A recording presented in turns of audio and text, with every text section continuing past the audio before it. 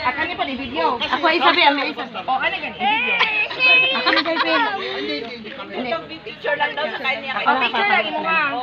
O, dara, video. Ikaw picture. O, dalawa galaw. Ano ba talaga? Sige, picture, sir. Video. Video, picture. Sabay, okay.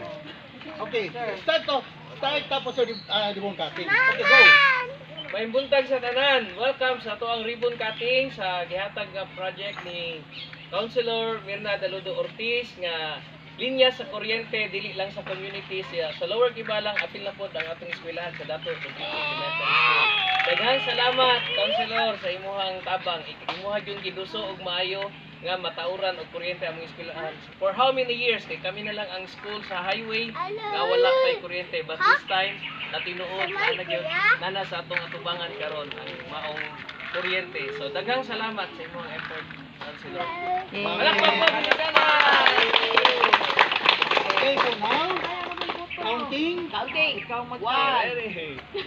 In 5, 4, 3, 2, 1. Yes!